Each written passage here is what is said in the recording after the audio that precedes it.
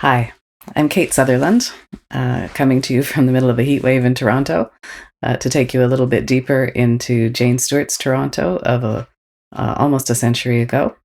So this is chapter two of Jane of Lantern Hill.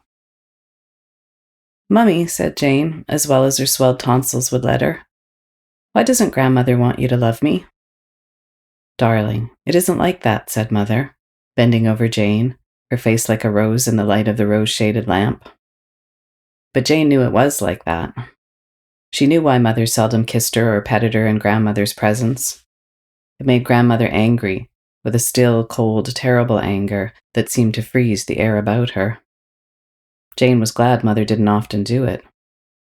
She made up for it when they were alone together. But then they were so very seldom alone together. Even now they would not have very long together, for Mother was going out to a dinner party. Mother went out almost every evening, to something or other, and almost every afternoon, too. Jane always loved to get a glimpse of her before she went out. Mother knew this, and generally contrived that Jane should. She always wore such pretty dresses and looked so lovely. Jane was sure she had the most beautiful mother in the whole world. She was beginning to wonder how anyone so lovely as Mother could have a daughter so plain and awkward as herself.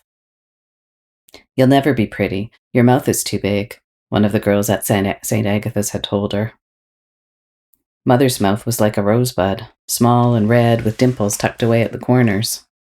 Her eyes were blue, but not an icy blue like Grandmother's. There is such a difference in blue eyes. Mother's were just the color of the sky on a summer morning between the great masses of white clouds. Her hair was a warm, wavy gold, and tonight she was wearing it brushed away from her forehead, with little bunches of curls behind her ears and a row of them at the nape of her white neck. She wore a dress of pale yellow taffeta with a great rose of deeper yellow velvet at one of her beautiful shoulders.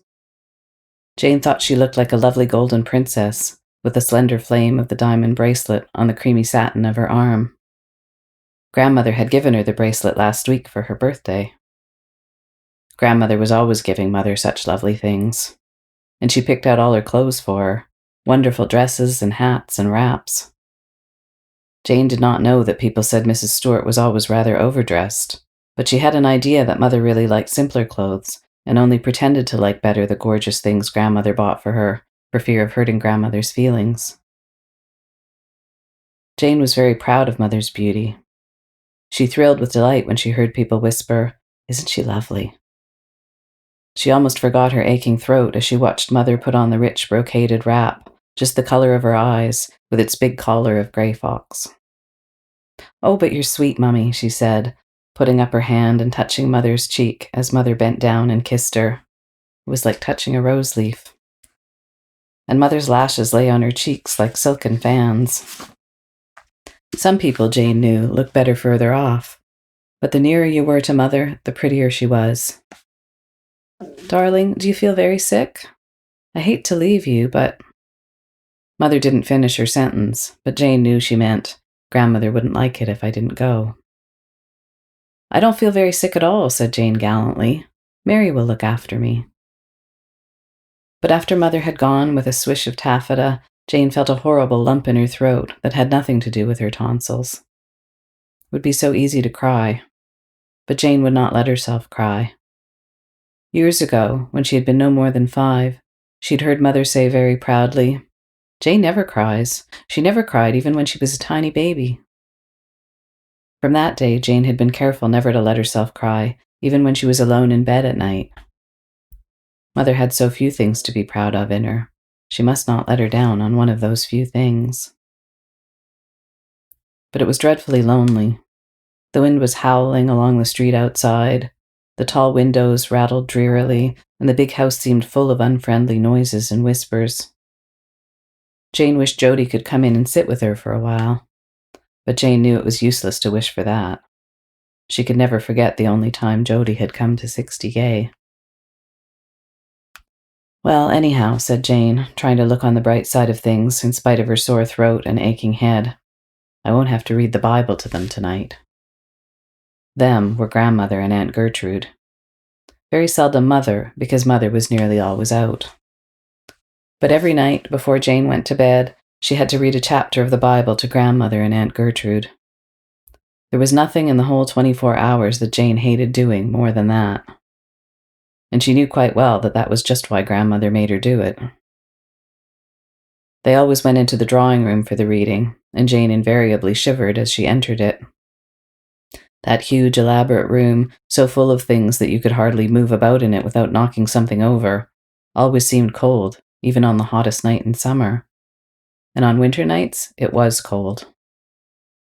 Aunt Gertrude took the huge family Bible with its heavy silver clasp from the marble-topped center table and laid it on a little table between the windows. Then she and Grandmother sat, one at each end of the table, and Jane sat between them at the side, with Great-Grandfather Kennedy scowling down at her from the dim old painting in its heavy, tarnished gilt frame, flanked by the dark blue velvet curtains. That woman on the street had said that Grandfather Kennedy was a nice, friendly man, but his father couldn't have been. Jane always thought candidly that he looked as if he would enjoy biting a nail in two. "Turn to the 14th chapter of Exodus," Grandmother would say. The chapter varied every night, of course, but the tone never did. It always rattled Jane, so that she generally made a muddle of finding the right place. And Grandmother, with the hateful little smile that seemed to say, "So, you can't even do this as it should be done," would put out her lean, crepey hand with its rich, old-fashioned rings and turn to the right place with uncanny precision. Jane would stumble through the chapter, mispronouncing words she knew perfectly well just because she was so nervous. Sometimes Grandmother would say, "A little louder, if you please, Victoria. I thought when I sent you to St. Agatha's they could at least teach you to open your mouth when reading, even if they couldn't teach you geography and history." And Jane would raise her voice so suddenly that Aunt Gertrude would jump. But the next evening it might be, "Not quite so loud, Victoria, if you please. We are not deaf." And poor Jane's voice would die away to little more than a whisper. When she had finished, Grandmother and Aunt Gertrude would bow their heads and repeat the Lord's Prayer. Jane would try to say it with them, which was a difficult thing because Grandmother was generally 2 words ahead of Aunt Gertrude. Jane always said Amen, thankfully. The beautiful prayer, haloed with all the loveliness of age-long worship, had become a sort of horror to Jane. Then Aunt Gertrude would close the Bible and put it back in exactly the same place, to the fraction of a hair, on the center table. Finally, Jane had to kiss her and Grandmother good night. Grandmother would always remain sitting in her chair, and Jane would stoop and kiss her forehead. "Good night, Grandmother." "Good night, Victoria."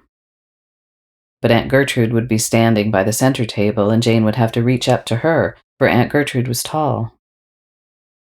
Aunt Gertrude would stoop just a little, and Jane would kiss her narrow gray face. "Good night, Aunt Gertrude."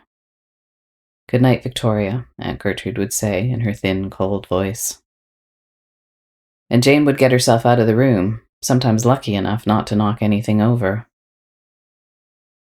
"When I grow up, I'll never read the Bible or say that prayer," she would whisper to herself as she climbed the long, magnificent staircase which had once been the talk of Toronto. One night Grandmother had smiled and said, "What do you think of the Bible, Victoria?" "I think it's very dull," said Jane truthfully. The reading had been a chapter full of knops and tashes, and Jane had not the least idea what knops or tashes were. "Ah, but do you think your opinion counts for a great deal?" said Grandmother, smiling with paper-thin lips.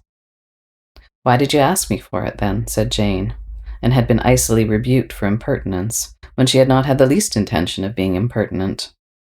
Was it any wonder she went up the staircase that night, fairly loathing 60A? And she did not want to loathe it. She wanted to love it, to be friends with it, to do things for it. But she could not love it.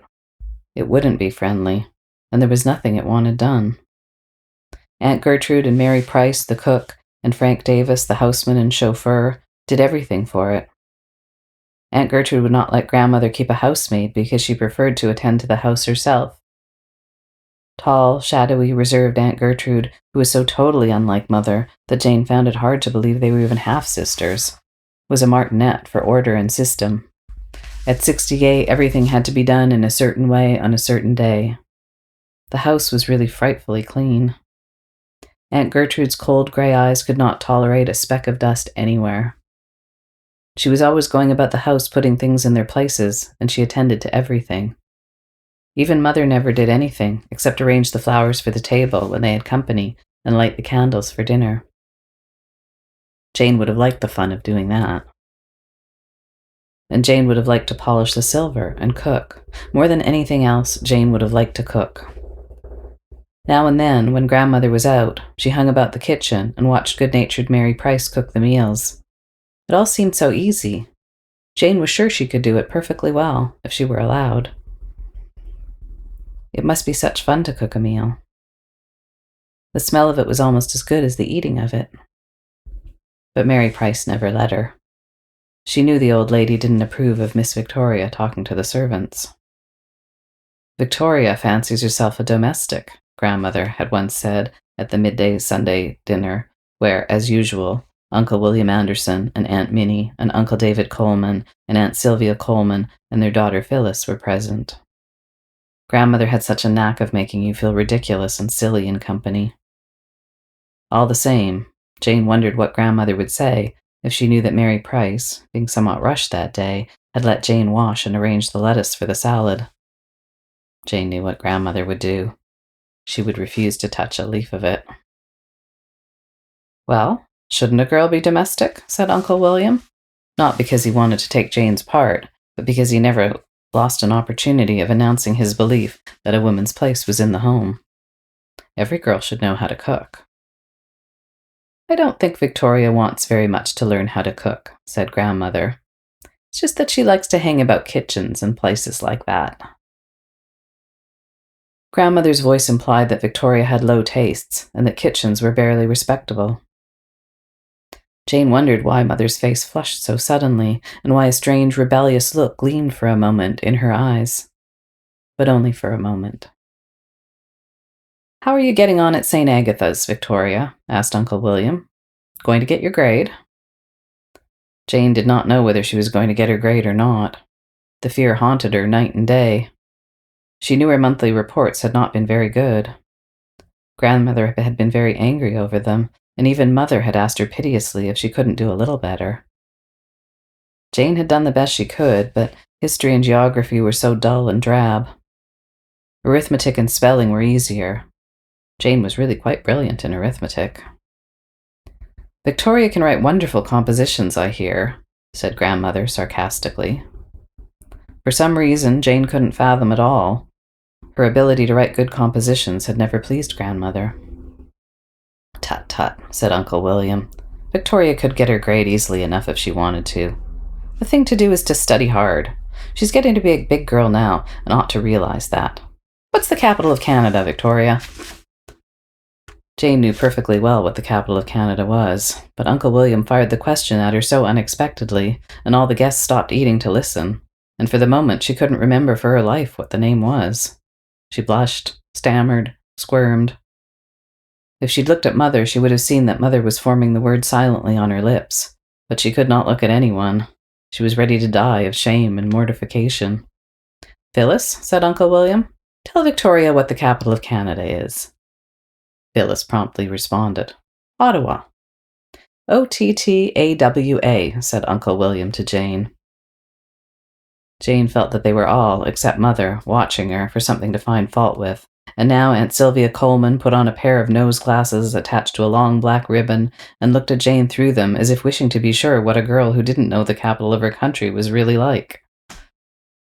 Jane, under the paralyzing influence of that stare, dropped her fork and writhed in anguish when she caught Grandmother's eye. Grandmother touched her little silver bell. "Will you bring Miss Victoria another fork, Davis?" she said, in a tone implying that Jane had had several forks already. Uncle William put the piece of white chicken meat he had just carved off on the side of the platter. Jane had been hoping he would give it to her. She did not often get white meat. When Uncle William was not there to carve, Mary carved the fowls in the kitchen, and Frank passed the platter around. Jane seldom dared to help herself to white meat, because she knew Grandmother was watching her. On one occasion, when she'd helped herself to 2 tiny pieces of breast, Grandmother had said, Don't forget, my dear Victoria, that there are other people who might like a breast slice too. At present, Jane reflected that she was lucky to get a drumstick. Uncle William was quite capable of giving her the neck by way of rebuking her for not knowing the capital of Canada. However, Aunt Sylvia very kindly gave her a double portion of turnip. Jane loathed turnip. "You don't seem to have much appetite, Victoria," said Aunt Sylvia reproachfully when the mound of turnip had not decreased much.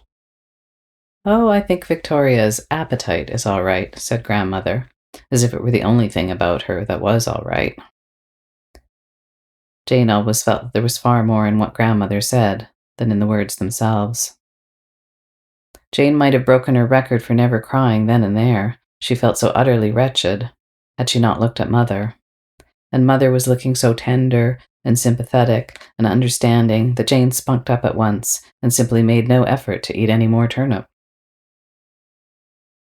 Aunt Sylvia's daughter Phyllis, who did not go to St. Agatha's, but to Hillwood Hall, a much newer but even more expensive school, could have named not only the capital of Canada, but the capital of every province in the Dominion. Jane did not like Phyllis. Sometimes Jane thought drearily that there must be something the matter with her. There were so many people she didn't like. But Phyllis was so condescending, and Jane hated to be condescended to. "Why don't you like Phyllis?" Grandmother had asked once, looking at Jane with those eyes that Jane felt could see through walls, doors, everything, right into your inmost soul. "She's pretty, ladylike, well-behaved, and clever, everything that you are not," Jane felt sure Grandmother wanted to add. "She patronizes me," said Jane. "Do you really know the meaning of all the big words you use, my dear Victoria?" said Grandmother. "And don't you think that, possibly, you're a little jealous of Phyllis?" "No, I don't think so," said Jane firmly. She knew she was not jealous of Phyllis. "Of course, I must admit she's very different from that Jody of yours," said Grandmother. The sneer in her voice brought an angry sparkle into Jane's eyes. She could not bear to hear anyone sneer at Jody. And yet, what could she do about it?